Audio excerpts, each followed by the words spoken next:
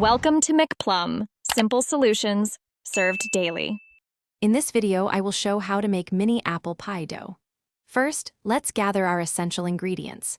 You'll need 2 1/2 cups of all-purpose flour, 1 teaspoon of salt, and 1 tablespoon of granulated sugar. Crucially, have 2 sticks or 1 cup of very cold unsalted butter cut into small cubes. Finally, prepare about 1/2 cup of ice water, ready for the next steps. Now, let's combine our dry ingredients. In a large bowl, whisk together the 2 1/2 cups of flour, 1 teaspoon of salt, and 1 tablespoon of sugar. Next, add your 2 sticks of very cold, cubed butter. Using a pastry blender or your fingertips, quickly cut the butter into the flour until the mixture resembles coarse crumbs with some pea-sized butter pieces remaining. This step is crucial for a flaky crust. It's time to bring our dough together. Gradually add the 1/2 cup of ice water, 1 tablespoon at a time, mixing gently after each addition.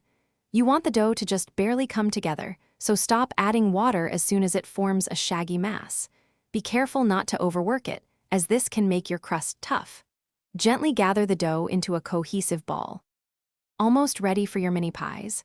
Flatten your dough ball into a disc, wrap it tightly in plastic, and refrigerate it for at least 30 minutes. This chilling period helps the butter firm up and prevents shrinking. Once chilled, roll the dough out on a lightly floured surface to about 1/8 inch thickness. Then, use a round cutter to create perfect bases for your delicious mini apple pies. Thanks for watching. Stay juicy and subscribe.